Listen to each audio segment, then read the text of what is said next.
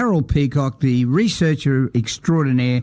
He's got a very interesting one. 100 years ago, two doctors in Marburg disagreed, and so began a defamation case that gripped the nation. Please tell us about gripping and squirrel gripping, Harold Peacock.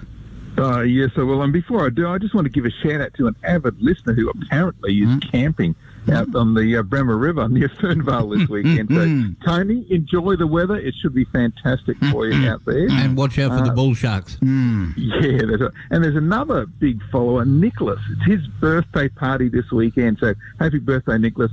Now, he'll be listening inside, of course, so he'll be enjoying the weather a bit more. And, of course, your sister, who I love.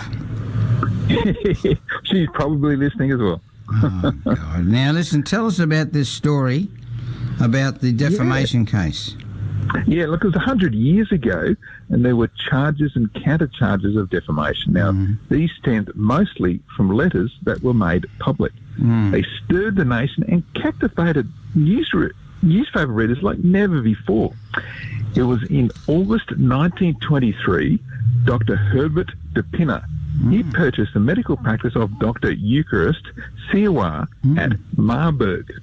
Now, the practice was overpriced, and the purchaser, Dr. de Pinner, found himself he couldn't meet the first instalment. So, in September 1924, Dr. Siwa repossessed the practice. Now, meanwhile, Dr. de Pinner bought the cheaper Marburg Hospital and set up business there in competition.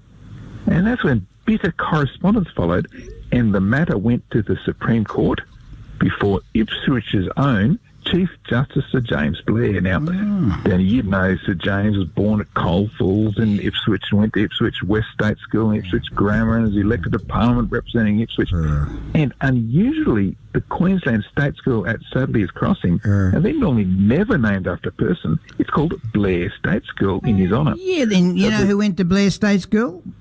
Who did? Alfie Langer. It's got the Alfie Langer Oval. Oh, well, this school and the people going, it's just the centre of the history. And the judge in the most captivating defamation case in Queensland history, he was Ipswich through and through, just like Alfie. Yeah. Now, Dr. de Pinner, he alleged that Dr. Siwa and his wife had written defamatory letters about him, causing recipients to consider he was, well, quite not a fit and proper person to conduct a medical practice, that he neglected his patients, and that he should be regarded with odium and contempt. So it was pretty hard stuff. Now, he claimed a total of £1,500 damages. That's $500,000 today. Dr. Siwa counterclaimed £1,500 damages, alleging that Dr. de Pinner had made defamatory remarks about him to his patients. Now, the case went to court with the reading in detail of some 30 or 40 letters. It made great reading. And the newspapers of the day reported the events with beautiful prose like the voluminous correspondence between the parties and some inkling of the torrents of verbiage these medicos poured at one another may perhaps be gauged from the fact that one closely typed letter from defendant to plaintiff took the associate 23 minutes to read to the jury. So it was just media across Australia following this. The suit lasted 8 days, which is extraordinarily long, and the jury found entirely in favour of Dr. de Pinner. He was a fellow that bought and then left, and they assessed damages at £700. That's $250,000 he won. But what was really interesting about the case is Marburg's Dr. Herbert de Pinner himself. Now, he was born in England, studied medicine at Cambridge University, served as a surgeon in the British Navy, came to Australia, practiced in Melbourne and across country New South Wales, arrived in Queensland and practiced in the outback before coming to Marburg.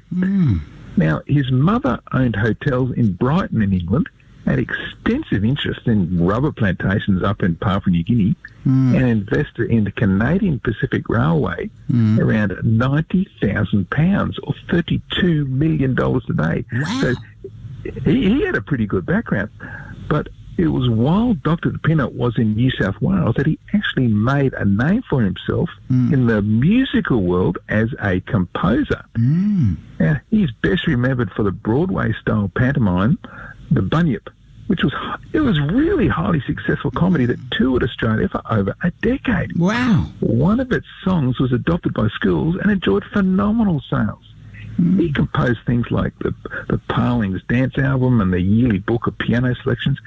Dr. DePinna composed more music than any other Australian up to that time. And his royalties exceeded the fees he was making as a doctor. And I bet you've never heard of him in the music world. No. But he was big time back then, and he was at Marburg. Wow. Now, early in the Second World War, his son James was killed when the Qantas flying boat he was travelling in from Darwin to Indonesia was attacked by 6 Japanese Zeros and shot down. So a Qantas plane shot down. Who would have thought that? Yeah. And that was 19 days before the first bombing of Darwin. So it was a really historic time. Now, Dr. DePinna, he died in 1936, aged just 53, and he's buried at Brisbane's Toowong Cemetery. But meanwhile, his arch nemesis, Dr. Siwa, he was born in Quebec, Canada, and practiced medicine across North America and even mined gold for 15 years. Now, he lived to be Marburg's grand old man and still worked as a doctor and a dentist, performing minor operations up to the age of 92. So you really had to. I love an extraction. I love an extraction from him. I think I'd be holding him by the short and curlies. Yeah, that's right. Anyway, look, he passed away at Marburg in 1947, aged 94. So that's the story of the sensational 1924 defamation case when 2 doctors disagreed in little old Marburg, just outside of Ipswich, and captivated the nation, Danny. Could you imagine 94-year-old leaning up on the chair with the pliers trying to pull a tooth out? Holy. Yeah, well, you'd be sitting still, wouldn't you? You wouldn't be moving. Well, you would. Now, listen, how do we hear this story, get a look at this story and other stories about Ipswich's history? Yeah, you can go to all the socials for History Out There or go online to the website, historyouthere.com. There he is, Harold the H. Peacock-a-doodle-doo, Harold Peacock, our researcher extraordinaire, right here on West Bremer Radio.